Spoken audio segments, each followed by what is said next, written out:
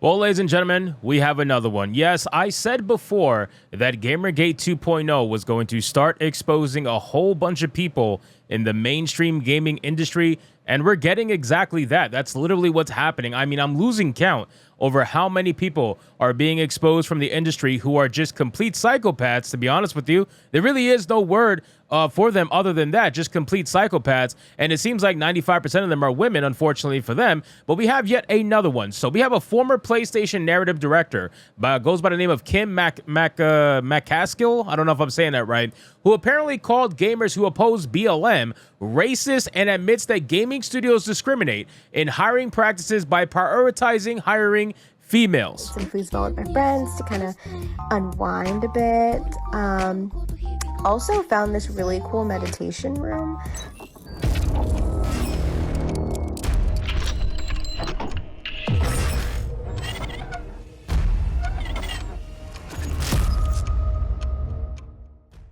Now, this is something that we've known for a while, okay? We can pretty much tell just by looking at the majority of the gaming studios right now. Look at what happened to 343 Studios, right? Look at what happened to all these gaming studios that suddenly went from male-dominated to probably 70 to 80% female ran, especially in the community aspect. The community aspect seems to be almost entirely ran by women, and it's not too surprising that it seems like the prioritization is hiring women, right? Like, it's something that you don't have to be a smart person to see what's right in front of you. And they'll try to lie and gaslight you and tell you, hey, that's not really what's happening. We're just hiring people best for the role. Yeah, I don't believe that in the slightest. So let's get into this article, guys, from That Park Place. But of course, before we do, if you are new here, just consider hitting that subscribe button. I would greatly appreciate it, and like the video to push us out into that YouTube algorithm. It says former PlayStation narrative director Kim McCaskill admitted that gaming studios are discriminating in their hiring practices by prioritizing women. Back in March of 2022,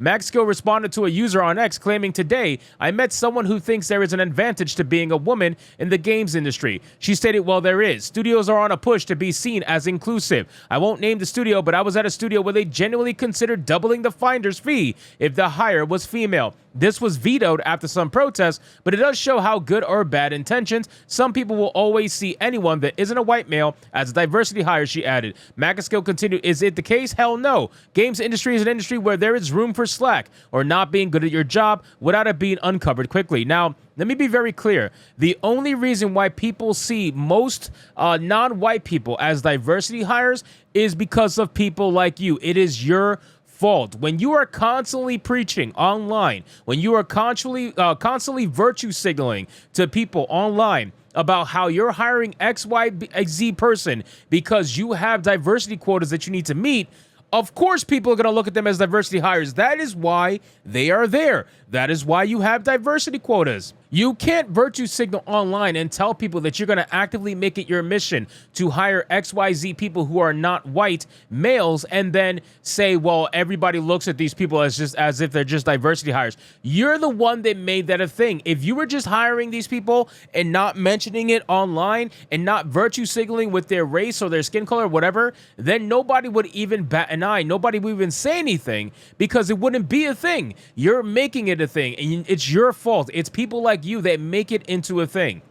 Then it said, next she wrote, "Women in their jobs are fantastic, but there will be a rippling undercurrents of people being rejected that see the hire and go, oh well, and it's a bitter stance to take. Or example, when I did stand up, I was billed higher than a guy who emailed the club to complain as he believed I was only billed higher because I had a fanny. Some people would rather get a bitter at diversity and inclusion than consider that they aren't right for the position. And when you've got other people affirming you are right along with the world history of misogyny and racism, it's easy to see how people will always find it easier to go, you got this job because you have a vagina. With the comfort of all that hardwiring spanning decades, rather than go, well done you, not only did you get the job, you are good at the job, even with the added weight of casual, brutal sexism. In short, the person is ignorant," she concluded. Now, wow, I mean, that is a paragraph to take in, right? You're trying to say that we're the ignorant ones, and yet you are literally admitting that the studios are hiring women simply because they are women. You're admitting that. You're saying that, oh, you want to say that you got the job because you deserved it, but then that's impossible when the studio is literally saying that they're going to try to pay double in order to get a female hire. That is them trying to say they're going for specifically for females over males. That is diversity hiring, ladies and gentlemen. Diversity hiring 101. When you hire someone based on what they can provide for your company's checkbox versus what they can actually provide for your company in terms of their work ethic. That is literally what it means. So you cannot get mad at people for saying you got the job because you have a vagina when it's very clear. Number one, you're not very good at the job, okay? If you were good at the job, you would be bringing the community together if you're a community manager. If you were good at the job, you would actually be making narratives that people actually were enjoying in their video games, which we know that hasn't really been happening lately. So you're not very good at the job. So especially these community managers, they're not great at the job. They're great at dividing the community, which is the complete opposite of what a community manager is supposed to be doing. So I don't believe this woman in the slightest, and I feel like she's coping because she doesn't want to admit that she got the job because she has a vagina. She doesn't want to admit that to herself. That will be a blow to her ego. That will be a blow to her overall feeling of self-worth, and that's not something she's willing to let go. Then it says not only did she admit the gaming studios are discriminating in hiring practices by prioritizing women, but back in 2020, she implied that if gamers opposed Black Lives Matter, they were racist. She posted, racist gamers boycott PlayStation over BLM move. Racist gamers realize Xbox and other platforms also support BLM. Racist gamers boycott gaming. Basically, if we could get Oxygen to support BLM, we are onto something. Now, this is a white woman who is openly saying you should support BLM, otherwise you are racist, and yet BLM did absolutely nothing for the black community except go buy mansions in white neighborhoods. So I don't know a single black gamer that actually supports BLM currently in modern day, unless they're one of those people that enjoy the benefits of racial grifting, which we do know a few of them, but most of them are completely against it because the truth is out, right? The truth is out about BLM. BLM was just a massive grift so that a couple of black women can go buy the mansions in white neighborhoods that they've always wanted so they could go play house with other white people. Like, that's basically what they did with BLM. In September of 2021, Magaskill also attempted to mock individuals who oppose race swaps. She wrote on X, a note on Arkham Games, Oswald Cobblepot goes from the American to British. Internet hee, that's refreshing. Deadshot goes from white to black. Internet screams in dick.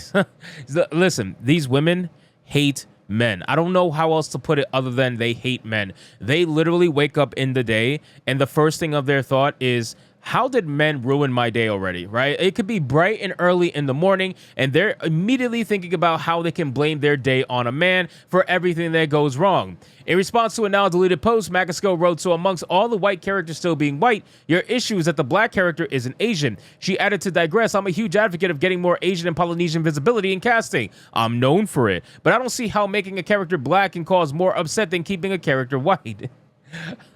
I just can't help. I can't help but laugh because you know what?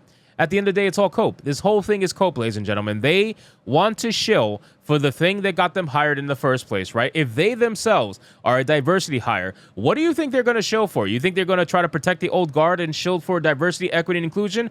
Obviously, that's what they're going to want to do because that's how they got their job in the first place. And it's very clear with the crazy red hair and the crazy eyes, because it's always in the eyes, ladies and gentlemen, that someone like Kim Magaskill hopefully is not in the gaming scene anymore. Chances are she still is. I haven't had a chance to look it up, but hopefully we can start to weed these people out of the gaming scene because they do absolutely nothing for the overall conversation. All they do is cause divide. All they do is try to attack fans, attack gamers, try to make themselves seem like the arbiters of some, I don't know, virtue signal, social justice. They got to be the most virtuous one on the internet. They got to be the ones that speak for the lower class people because that's how they really view it. They gotta pass the mic off to us non-white people because at the end of the day, they're the ones who have control over the microphone. They feel as if they're the ones who have the voice and they have to pass it off to non-white people. Otherwise, they'll never have a voice. It's the most ridiculous notion, and it's just another reason why these racist white liberals try to pass themselves off as virtuous. So anyway, guys, thank you so much for watching this video.